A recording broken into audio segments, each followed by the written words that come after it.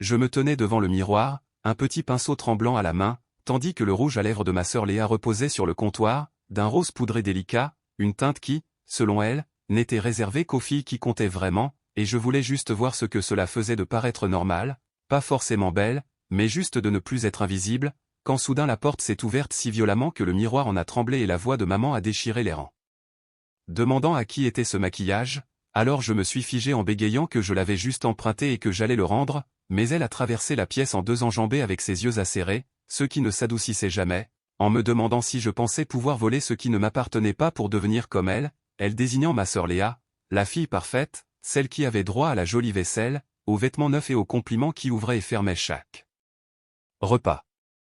Apos, n'oubliez pas de vous abonner à notre chaîne et dites-nous dans les commentaires des Apos, où vous regardez cette vidéo.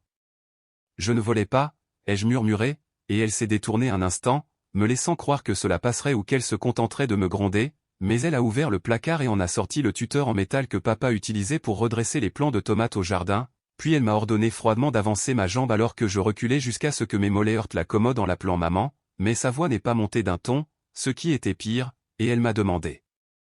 si je voulais vraiment ressembler à Léa avant de me dire que j'allais me souvenir de ce qui arrive quand on essaie, et le premier coup est tombé avant que je ne puisse parler, une douleur brûlante déchirant mon tibia, me coupant le souffle alors que j'essayais de bouger mais le deuxième coup est arrivé plus vite, puis le troisième, mes genoux ont lâché et je suis tombé lourdement tandis que la tige métallique cliquetait au sol à côté de moi, et c'est là que Léa est apparue sur le pas de la porte, une serviette autour de ses cheveux, demandant ce que maman faisait non pas avec panique mais avec dégoût en disant que j'étais une vraie reine du drame. Alors je suis resté là à trembler, les larmes brouillant tout, suppliant d'arrêter d'une voix trop faible pour être entendue, mais maman s'est penchée, son souffle près de mon oreille, en me disant calmement et froidement que je m'en souviendrais à chaque fois que je marcherais, puis elle s'est relevée, a tendu le tuteur à Léa comme si de rien n'était et est sortie, tandis que Léa le jetait au sol en me traitant de pitoyable avant de laisser la porte grande ouverte. La douleur pulsait dans mes jambes, profonde et sourde, cette sensation de rampement sous la peau, et chaque pas me semblait être un brasier. Mais des heures plus tard, j'ai boité jusqu'à l'extérieur où l'air du soir sentait la pluie et la rouille, les lumières des voisins étaient allumées et des rires s'échappaient de la maison d'à côté, me faisant imaginer une seconde que je pourrais frapper et demander de l'aide, mais qui m'aurait cru alors que tout le monde pensait que ma mère était douce, polie et généreuse, et j'avais atteint la grille avant qu'elle ne m'appelle de la fenêtre pour me dire que si je franchissais cette porte, je ne devais pas revenir en pleurant quand je ne saurais pas gérer la vie, sa silhouette dans la lumière paraissant presque paisible, mais je n'ai pas répondu et j'ai continué à marcher, un pas irrégulier après l'autre, la route devenant floue à mesure que la douleur montait, jusqu'à atteindre le petit parc à 2 rues de là pour m'asseoir sur un banc froid. Avec mes mains sentant encore la poudre et le métal, regardant une petite fille faire de la balançoire pendant que sa mère la poussait doucement en souriant, et le son de ce rire d'enfant a provoqué une douleur profonde dans ma poitrine, pas de la jalousie mais une immense nostalgie, alors quand elles sont parties, j'ai touché la terre sous le banc, froide contre mes paumes, et j'ai murmuré que tu t'en souviendras aussi maman, parce que je le ferai, chaque boitement, chaque courbature, chaque nuit où je fermerai les yeux en entendant cette voix calme me dire que je m'en souviendrai, car ce n'était pas seulement de la douleur qu'elle m'avait donnée, c'était une preuve, la preuve qu'elle me briserait pour protéger sa préférée, la preuve que je n'étais pas de la famille mais juste un rappel de ce qu'elle ne voulait pas voir. Je suis resté dans ce parc jusqu'à ce que les lampadaires vacillent et s'éteignent, puis je suis rentré en boitant, lentement, silencieusement, non pas parce que je lui pardonnais mais parce que je voulais qu'elle me voie franchir cette porte à nouveau, et ses yeux se sont agrandis quand elle m'a vu debout là, couverte de terre, le visage gonflé mais indomptable, et quand elle m'a dit que j'aurais dû rester dehors en croisant les bras, je n'ai pas scié et j'ai répondu doucement qu'elle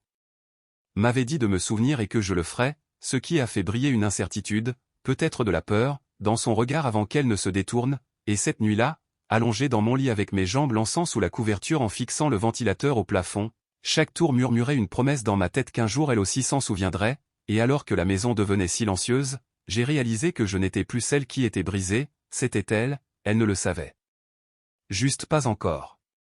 Je me suis réveillé tard le lendemain matin, mes jambes raides et enflées, chaque mouvement envoyant une piqûre dans ma colonne vertébrale, tandis que la chambre sentait la poussière et la colère et que la voix de maman dérivait depuis la cuisine, calme et presque joyeuse comme si de rien n'était, une normalité qui me donnait le vertige, alors je me suis assise lentement, la couverture collant à ma peau, en écoutant les rires et la vaisselle s'entrechoquer comme si la vie continuait sans moi et que ma douleur n'avait jamais existé, et quand j'ai traîné la jambe jusqu'au salon, maman n'a même pas levé les yeux en me disant que si je comptais bouder, je devais le faire en silence, mais ma gorge s'est serrée et j'ai dit que ma jambe était peut-être fracturée, ce à quoi elle a répondu en continuant de couper ses légumes qu'il fallait arrêter d'emprunter des choses qui ne m'appartenaient pas, tandis que Léa ajoutait d'une voix douce mais acérée que je ne devais pas jouer les victimés. Que je faisais toujours passer maman pour la méchante pour obtenir de la pitié, et en les regardant toutes les deux avec leur visage calme, j'ai réalisé que dans cette maison, la souffrance était un divertissement. Ce soir-là, papa est rentré du travail et j'ai cru qu'il remarquerait mon boitement, mais il a juste froncé les sourcils en me demandant ce que j'avais encore fait, et quand j'ai dit en tremblant que maman m'avait frappé, il n'a même pas scié, affirmant que je l'avais sûrement mérité et qu'il ne fallait pas la mettre en colère avant de s'asseoir pour manger pendant que je restais près du comptoir, le corps douloureux et l'esprit vide, apprenant alors que la douleur était inutile ici car elle.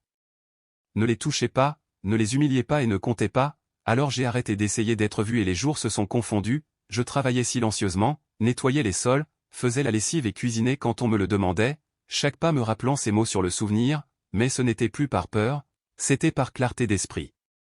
Un après-midi, alors qu'ils étaient partis pour l'anniversaire d'une amie de Léa, je me suis assise seule dans la cuisine en fixant le tuteur métallique qu'elle avait utilisé, appuyé contre le mur avec de légères marques sur le métal, et en passant mes doigts sur le froid de l'acier, j'ai pensé à la facilité avec laquelle il avait volé ma dignité, mais quelque chose en moi avait changé et ce boitement me rappelait maintenant que je pouvais survivre à tout, cette réalisation n'était pas une guérison mais une armure, et cette semaine-là, j'ai trouvé un petit boulot dans une friperie à l'autre bout de la ville sans le dire à personne, cachant chaque pièce gagnée dans l'ourlet de ma tête d'oreiller, et quand maman a remarqué mon silence inhabituel en me demandant ce que je complotais, j'ai juste répondu que je me souvenais, ce qui l'a fait froncer les sourcils sans insister, et le temps que les marques bleues s'effacent, j'avais assez économisé pour partir, regardant chaque soir par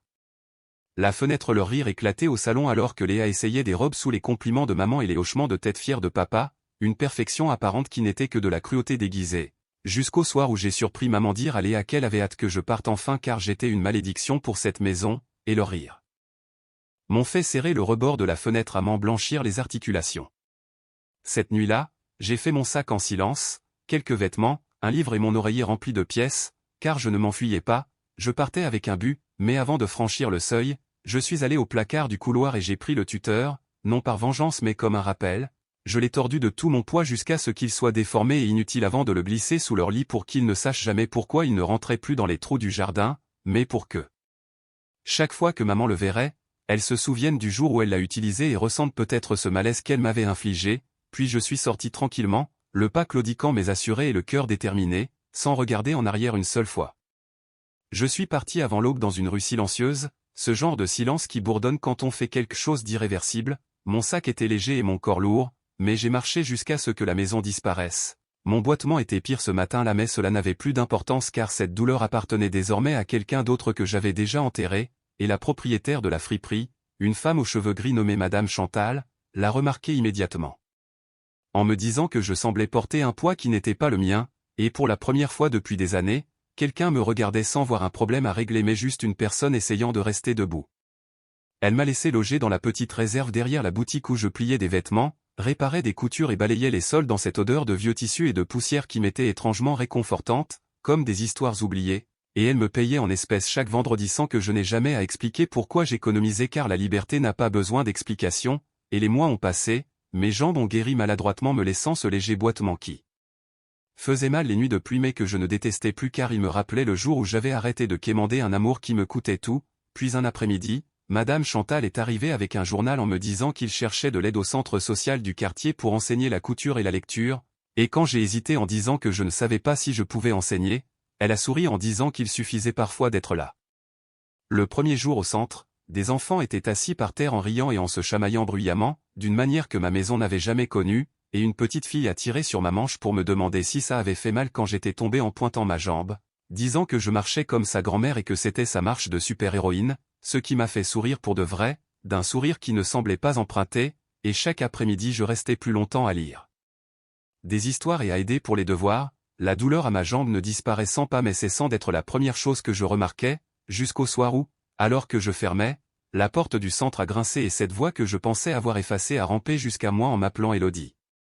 Maman se tenait là, plus mince, pâle, avec des mèches grises qu'elle n'avait pas avant, regardant autour d'elle comme si elle avait peur d'être vue, me disant que j'étais difficile à trouver alors que je n'avais pas bougé mais qu'elle n'avait juste pas regardé avant, et elle a expiré d'une voix tremblante en m'apprenant que papa était parti, que Léa avait déménagé dans une autre ville et que la maison était devenue trop silencieuse, mais je n'ai ressenti aucune sympathie et quand elle a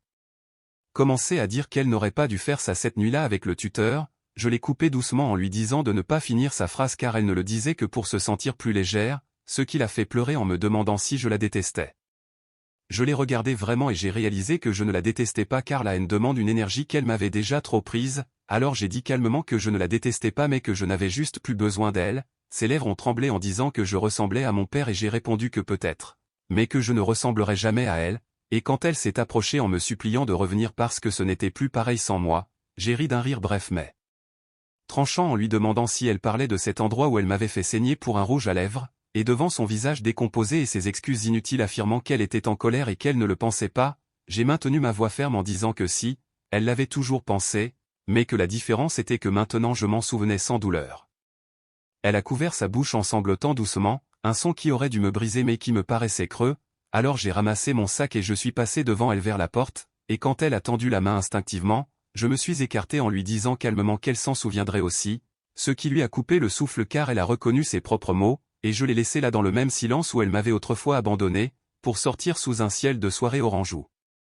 Des enfants couraient en riant, ce genre de rire qui ressemble au pardon non pas parce qu'on le mérite mais parce que la vie continue.